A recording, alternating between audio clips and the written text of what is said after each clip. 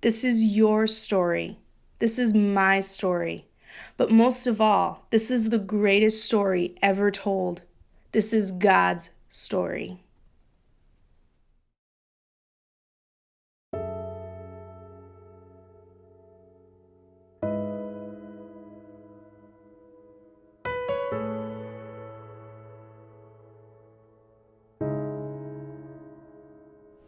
In the days when judges ruled, there was a famine in the land, so a man from Bethlehem in Judah, together with his wife and 2 sons, went to live for a while in the country of Moab.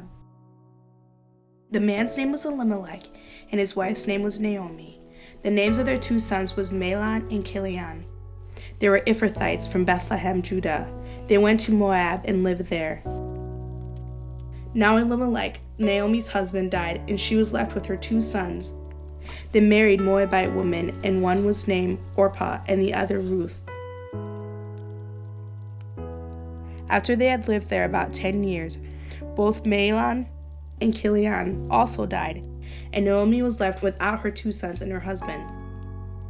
When Naomi heard in Moab that the Lord had come to the aid of his people by providing food for them, she and her daughters-in-law prepared to return home from there. With her 2 daughters-in-law, she left the place where she had been living and set out on the road that would take them back to the land of Judah. When Naomi said to her 2 daughters-in-law, "Go back, each of you, to your mother's home," but Ruth replied, "Don't urge me to leave you or to turn back from you. Where you go, I will go, and where you stay, I will stay. Your people will be my people, and your God, my God. Where you die, I will die, and there I will be buried. May the Lord deal with me, be it ever so severely, if even death separates you and me." When Naomi realized that Ruth was determined to go with her, she stopped urging her.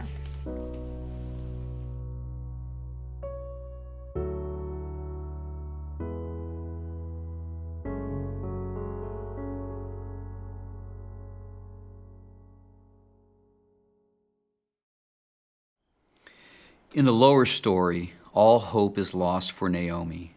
She moved from Bethlehem to Moab with her husband to weather the storm of a famine raging in the land around them at the same time as Gideon's story from the last chapter. Not long after they arrive, her husband dies, but she still has her 2 sons to care for her. While they are in Moab, they both marry Moabite women, and 10 years later, tragically, both of her sons die. In complete emptiness, Naomi decides it's time to go back home to Bethlehem. Her daughter-in-laws decide that they want to go. She begs them not to come, that they will have a better life if they stay in Moab. She finishes her speech with these painful words, "No, my daughters, it's more bitter for me than for you, because the Lord's hand has gone out against me." In the lower story, we see that she had lost all hope, and she felt it was all a result of the Lord's doing in the upper story. Naomi was able to convince the one daughter-in-law to stay, but the other, Ruth, insisted that she go. Here's how she put her decision. "Where you go, I will go, and where you stay, I will stay. Your people will be my people, and your God, my God." She has certainly chose the road less traveled. Life will be extremely hard for Naomi and Ruth. They will likely live in poverty the rest of their life. And to make matters worse, Ruth is a Moabite. The Moabites had oppressed the Israelites for 18 years before Ehud the judge delivered them. In the lower story, there was little chance that she would be accepted. Yet out of deep love for her mother-in-law and her well-being, this is the path that she chose.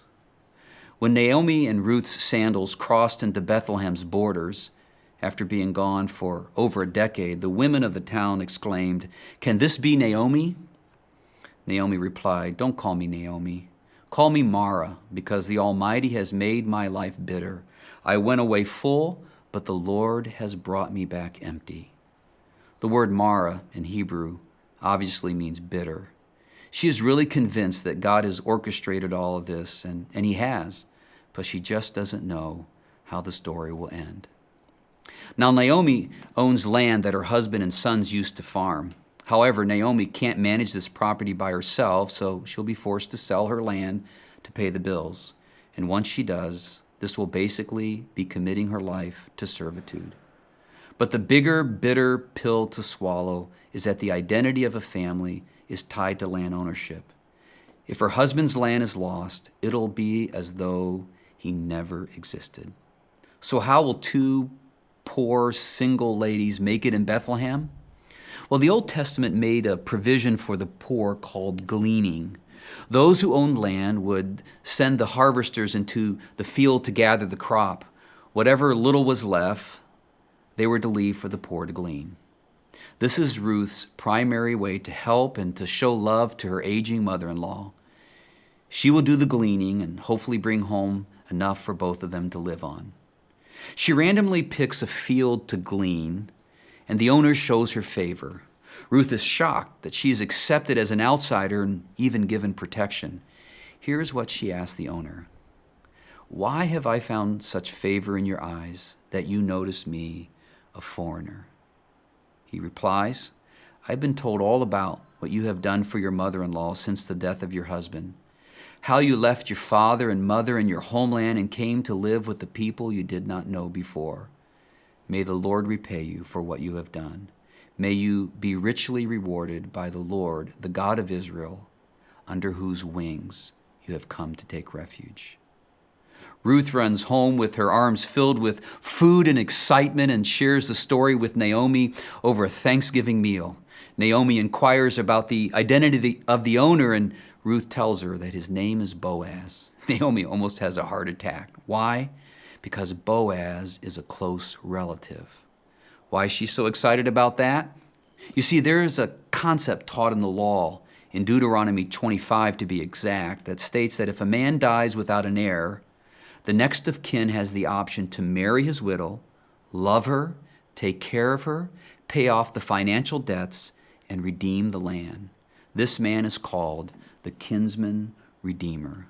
When they have a child, he is to deed the land to that heir in the name of the deceased husband, thus allowing his name to live on. Essentially, the kinsman redeemer takes on a huge risk and in the end doesn't increase his net worth a single penny. Naomi hasn't been this hopeful in a long time. She takes on the role of a Jewish matchmaker like the one you see in The Fiddler on the Roof. She tells Ruth to take a shower, and splash on some Chanel 5, and put on her Sabbath best. She was then to head over to Boaz's house that night, playing the part of Cinderella. She needed to wait until he had finished eating. You never approach a man with an empty stomach. After he went to bed, she was to sneak in and uncover his feet and lie down at the foot of his bed. Boaz would understand exactly what Ruth was doing. It was a nonverbal way of requesting marriage. Ruth does everything Naomi asks of her. And Boaz wakes up startled and asks who she is. She replies, "I am your servant Ruth. Spread the corner of your garment over me, since you are a kinsman redeemer." Now, the word for garment in Hebrew is the same word for wing. When Ruth first met Boaz, he referred to God's wing providing her refuge. Ruth was now asking Boaz to be God's wing to her, and he accepted. He exercised his obligation, and they were married. He not only bought Ruth's widow's land, but all his brother's land and their father's as well. Risking his own estate, didn't add to his personal treasury by one line item, and redeemed them all. What drives a Boaz to turn his attention from his own selfish needs and wants to reach out to an outsider? Well, as it turns out, Boaz, the now strong, wealthy, respected man in Bethlehem, knew what it was like to be an outsider. We learn in another part of the story of the Bible that Boaz's mother is Rahab, the harlot. Rahab was the Canaanite prostitute that provided coverage for Joshua's spies when they were scoping out the land. She risked her life and as a result was adopted into the family of Israel. Boaz knew what it felt like to be an outsider at one time and had it in his heart to reach out to someone else in that same position. As it turns out, that person was Ruth. Ruth and Boaz had a little boy together. That little lad didn't know it yet, but he will inherit the land of his father, Mahlon, whom he never met. He will carry on that family name because of the kind act of Boaz.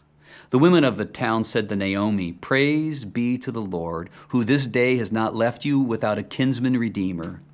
In the lower story, Naomi thought her life was over, that God had given up on her. Well, she was mistaken. Naomi took her grandson and cuddles him in her lap. The women of the town spread the gossip. Naomi has a son. What happened to the name Mara? Bitter. I guess it didn't stick. She went back to being called Naomi, which in Hebrew means beautiful. And beautiful her life became. She now had a son to work the land, which meant that the name of her husband, Elimelech, would live on. The little heir's name was Obed, which simply means worker. Sounds like a boring name until you understand the whole story. As overwhelming a turnaround as this is, the good news doesn't stop here. There's more going on in the upper story. At the end of the book of Ruth, we are given the genealogy of Boaz's family. It is here that Obed grows up and has a son named Jesse. Jesse then grows up and has a son named David. And 28 generations later, a little baby is born in a manger in the town of Bethlehem named Jesus. Jesus is the ultimate kinsman redeemer, and he came from the family of an outsider named Ruth. God was not only working above the scene of Ruth's life to provide her earthly needs in the lower story, he was working out his upper story plan with her in mind. He went out of his way to include an outsider, a pagan Moabite in the lineage of Jesus. Now that is extreme acceptance. In the lower story, their life seemed hopeless, with no chance of acceptance. In the upper story, God redeems their lives and accepts them as his own. You know, right now, your story might seem a little hopeless and bitter to the taste. But remember, if you love God and align your life to his purposes, as we learn in Romans 8:28, God is working it all out for the good. So wait patiently for God. Wait patiently for God to unfold his good plan for you.